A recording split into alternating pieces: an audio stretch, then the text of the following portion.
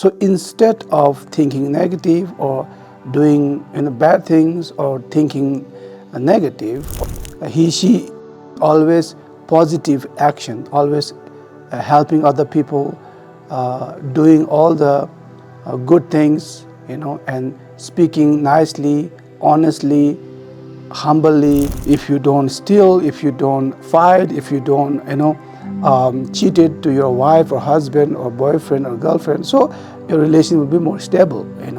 So if you are not thinking negative about yourself or about the other people, so if the mind is pure and all about goodness, and you are uh, in a good state of mind. So that is what the Gampopa really mean here.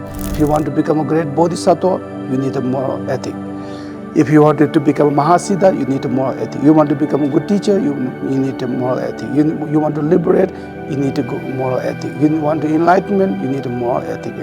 So you want to have a really good meditation, state of mind, you need a moral ethic. You wanted to have a supernatural power, you need a moral ethic. So it's like a moral ethic is foundation for everything what you want to build in this spiritual journey. Namo Guruye, Namo Buddhaye, Namo Dharmaye, Namo Sanghaye. Welcome to the Jewel Ornament of Liberation by Gampopa. So we are on the 13th chapter. The 13th chapter is about the perfection of the moral ethic. And last time we have been explaining this reflection on the faults and virtues of the perfection of the moral ethic. So let's continue. So here Gampopa says, without the moral ethic, you are missing the path of enlightenment, and you will not achieve the unsuppressible enlightenment, which we already explained last time. On the other hand, you will achieve the perfect body when you have the moral ethic. So the condensed perfection of the Wisdom Sutra says, through moral ethic, one will avoid the rebirth of animals and so forth. They aid for a favorable condition and will always find the leisure. So what does that mean here?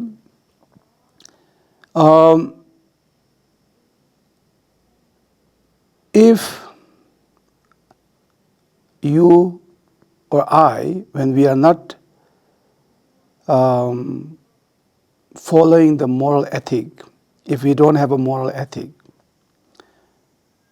if we are not aware of our body, speech, and mind, the three-door action, and we are unconsciously, or that the habitual pattern is all about doing the negative action, negative speech, the negative thoughts. So then the result, if not having a moral ethic, the result will be reborn in animal realm or the hell realm or hungry ghost or other. There are like the 8 unfavorable conditions where there is no Buddha or there's no Buddha's teaching, or that you are mentally unstable or physically you are the paralyzed and so on and so forth. So if you have the moral ethic, then you will have a perfect body. So what does that mean? The perfect body is that favorable, all the good condition to practice the Buddha Dharma, and all the good condition to have enlightenment in one lifetime. So especially the human body, So when you have a moral ethic, Gampopa said, you can establish the foundation of all the goodness and happiness. So once you have the moral ethic, I think that's a very understandable. And if someone who is very aware of their action and very aware, mindful of what they are speaking, and very aware and mindful of what they are thinking, and so So instead of thinking negative or doing bad things or thinking negative, she always positive action, always helping other people, doing all the good things, and speaking nicely, honestly, humbly, using the right words, and thinking all the positive with all the 10 virtues. So, so now if one is really living positive life, the positive action, speech, and thoughts, and of course she will have a good foundation for all the goodness and happiness. I mean, you will not talk bad about other people, and of course, you'll be more happy, and you will be more, let's say, joyful, and life is more peaceful. If you don't steal, if you don't fight, if you don't cheated to your wife or husband or boyfriend or girlfriend, so your relation will be more stable. So if you are not thinking negative about yourself or about the other people, so if the mind is pure and all about goodness, and you are in the good state of mind. So that is what the Gampopa really mean here. The letter to the friends by Nagarjuna. Nagarjuna says, just as the ground is the basis for the motion and stillness, so moral ethic is the basis of all the excellent quality. So what does that mean is, the ground means the earth. So for example, you and I, we are right now sitting, on the chair, on the ground. So now the ground, the earth, without the earth, we can't stay. We can't sit, we can't stand. We can't build the house without the earth, without the ground. So once we have a ground, and you can walk on the ground, you can sit on the ground, you can lay down on the ground, you can build a house on the ground, so you can do everything if there is a good basis. So as a practitioner, as a spiritual practitioner, and one who wanted to liberate from samsara and wish to enlightenment for other sentient beings, so what is this ground? What is that earth? Is ethic, the morality, the ethic, the discipline. So is the basis of all the excellent quality. So if you want to become a great bodhisattva, you need a moral ethic. If you wanted to become a Mahasiddha, you need a moral ethic. You want to become a good teacher, you need a moral ethic. You want to liberate, you need a moral ethic. You want to enlightenment, you need a moral ethic. So you want to have a really good meditation, state of mind, you need a moral ethic. You wanted to have a supernatural power, you need a moral ethic. So it's like a moral ethic is foundation for everything what you want to build in this spiritual journey. So there is a saying, without the zero, the other number can't start, like a 0 and 1, 2, 3, 4. So 0 is the ground of all the numbers. So the ethic, the morality is the 0 for all the other, whatever you want to add in the spiritual journey. Now Gompapa continue explaining, when you have moral ethic, it is like a fertilized ground. On that basis, all the crops of the good quality will grow. So now, this is interesting, the Gompapa say here, the fertilized ground for the farmer, like if you want to plant vegetables or fruits, or apple, banana. So if you throw the seed on the very rough kind of ground, the fruits or vegetables will not going to grow up. So the farmer, they always prepare the ground, fertilize. They put all the preparing the earth, and they mix with the cow, that shit, and mix with the earth or the other the fertilizer. So fertilize that the land, and then when you put the seed, so that will be very healthy, and the quality of the fruits or vegetables will be so good. So this is what Gampopa is saying here. The moral ethic, without the moral ethic, it's almost like a unfertilized land or ground. If you plant a seed, it will maybe grow, but not as good quality, not as good height, not as mature, So, and it will be very tiny. Maybe there's no fruits, and so on and so forth. That's I personally have experience when you plant seeds on unfertilized ground. So here, what Gampopa is trying to tell us is when you are not following the moral ethic of 5 precepts or 10 precepts, or if you are a monk, nun, bhikshu, bhikshuni, all these 200 to 300 precepts.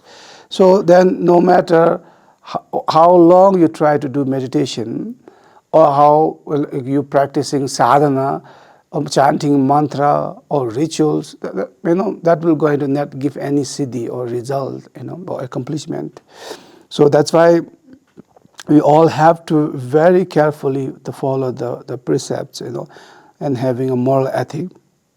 So engaging in the middle way says, when all the good qualities increase in the field of moral ethic, one can enjoy the result without the ceasing.